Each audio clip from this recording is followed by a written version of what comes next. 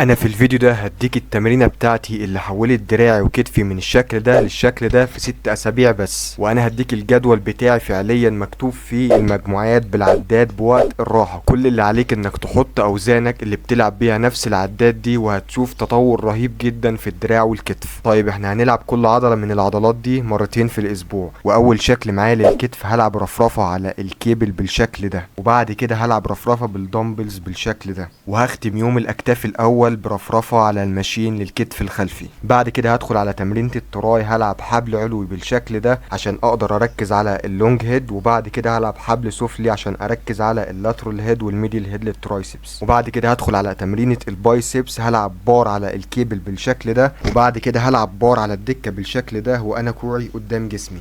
وبكده نكون خلصنا تمرينة الكتف والدراع لليوم الاول. وتمرينة اليوم التاني للكتف والدراع هبدأها بدمبل بريس بالشكل ده. بعد كده هلعب رفرفة للكتف الجانبي على الكيبل بالشكل ده، وهختم تمرينة الاكتاف برفرفة على الكيبل للكتف الخلفي. بعد كده هدخل سكال كراشر للترايسبس عشان اقدر اركز على اللونج هيد. بعد كده هدخل بار زجزاج بالكيبل للترايسبس بالشكل ده. وبعد كده هدخل تمرينة البايسبس بتاعتي، هلعب تبادل بالدمبلز بالشكل ده. وبعد كده هلعب بار برونيتد معكوس بالشكل ده. جرب التمرينة دي واستمر عليها من 6 ل 8 اسابيع، وهتشوف فرق ملحوظ جدا في الكتف والدراع عندك. ولو حابب ان انا اعمل لك بروجرامز مخصصة ليك انت، تقدر تبعت لي على انستجرام وتلحق تستفيد بخصم 50% على البرامج التدريبية.